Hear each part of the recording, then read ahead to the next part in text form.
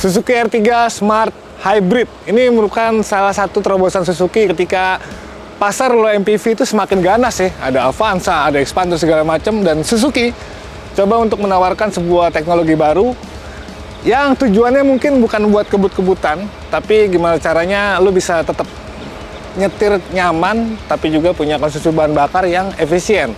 Itu kenapa mereka coba nyodorin Smart Hybrid. Ini merupakan mungkin ya, gue agak ini pengembangan dari SHVS yang kemarin ya.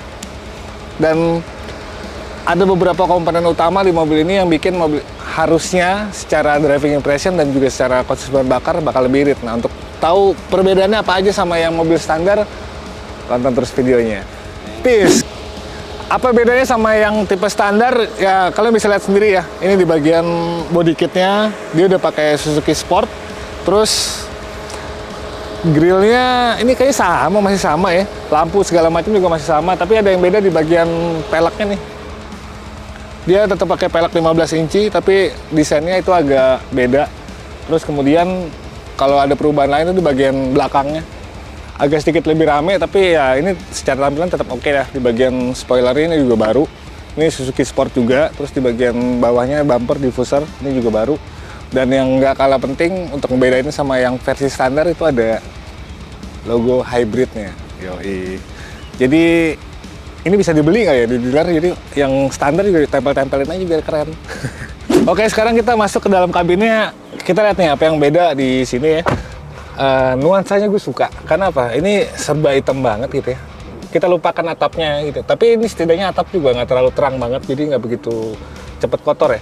Tapi gue suka nih layout dashboardnya, walaupun secara ini masih sama semua. Tapi kayak sini ada aksen karbonnya, terus di sini warna hitam, joknya juga dibuat lebih sporty, ada jahitan merah-merahnya kayak gini, ini cukup oke lah. Dan kalau misalnya yang perubahan yang bakal lo lihat banget ini di depan mata lo nih di MID-nya. Nah ini tuh yang tadinya mungkin secara informasi masih biasa aja. Nah sekarang karena ini hybrid, jadi sini tuh ada kayak power monitoring lah gitu. Ada mesin, ada baterai gitu. Jadi di situ lo bisa pantau ketika mobil ini bergerak, energinya itu larinya kemana? Ke baterai atau ke mesin, dan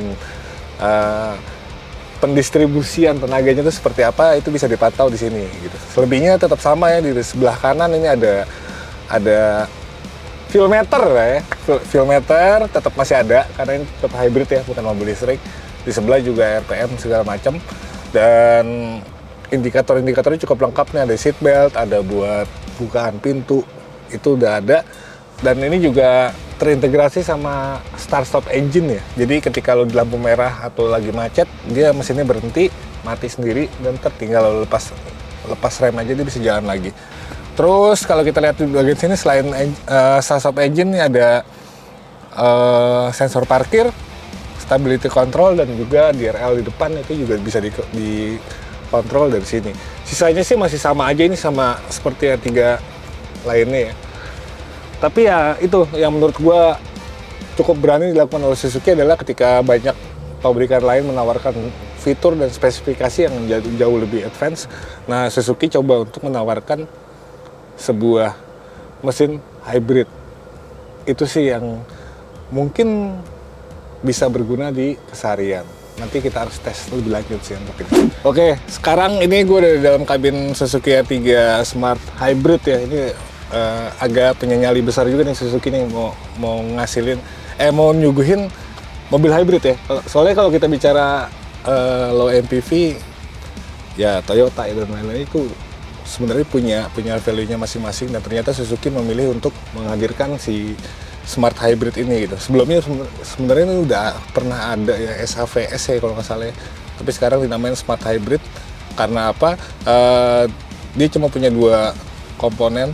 Oke, apa itu Suzuki Smart Hybrid? Jadi sebenarnya ini sebuah assist gitu ya, sebuah bantuan. Dia ada 2 komponen utama. Yang pertama si ISG itu ya, motor listriknya. Terus yang kemudian kalau sebelumnya yang di SHVS itu dia pakai aki doang, akinya yang lebih besar. Sekarang udah pakai baterai lithium ya. Ini di bawah kali ya? Di bawah sini. Di bawah sini baterainya. Nah, fungsinya buat apa? Yang paling berasa sih harusnya ketika misalnya kita lagi stop and go di kemacetan, untuk akselerasi itu lo jadi bisa lebih enteng karena tenaga itu dibantu sama si motor listriknya itu gitu. Sebenarnya itu ya. Jadi memang nggak full hybrid, ya cukup smart karena untuk di kondisi sekarang ketika di transisi peralihan dari mobil konvensional mesin bakar ke mobil listrik, ya menurut gue memang model atau tipe hybrid kayak gini yang lebih lebih value for money lah gitu ya, istilahnya kayak gitu. Karena ketika lo akselerasi itu kan kondisi di mana mesin itu boros banget bensinnya. Dan ketika lo di support sama motor listrik, akhirnya mungkin bisa jadi lebih irit. Nah makanya kita bakal coba. Ini sih masih di sekitaran pabrik Suzuki, ada sirkuitnya juga nih, sirkuit buatannya. Walaupun memang untuk pengetesan lebih lanjut kita harus jalan jauh gitu, nanti seberapa efisien sih mesin ini gitu ya, dan seberapa bertenaga. Karena gue juga nggak cuma ngarepin efisiennya doang gitu ya, harusnya juga dengan adanya sokongan motor listrik ini dia juga bisa jadi lebih responsif, lebih bertenaga gitu, minimal ketika dari diem ke bergerak. Udah cobain aja lah, kebanyakan ngomong. Sekarang kita mau nyobain akselerasi dari berhenti seresponsif apa ya. Ini secara mesin sebenarnya di bawah banyak kompetitor ya, 1400 cc gitu. Tapi kita cobain seberapa responsif. 3, 2, 1.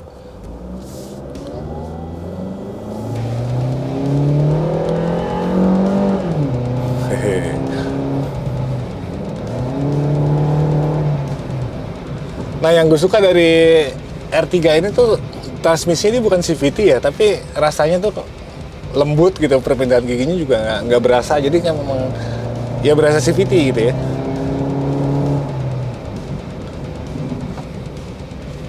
Oke. Ini di track lurus ya, kita cobain. Ini gue cuma bentokin di pedal gasnya.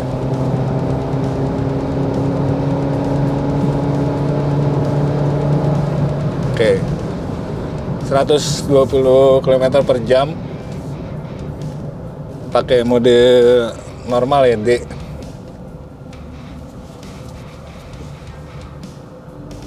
Jadi memang tujuannya bukan untuk apa ya, akselerasi atau kebut-kebutan ya. Jadi buat efisiensi bahan bakar nih gue rasanya.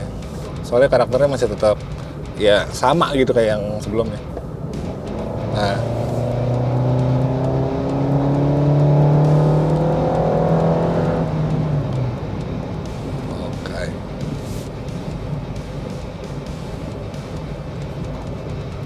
bedanya sama yang konvensi. Oh iya, oke.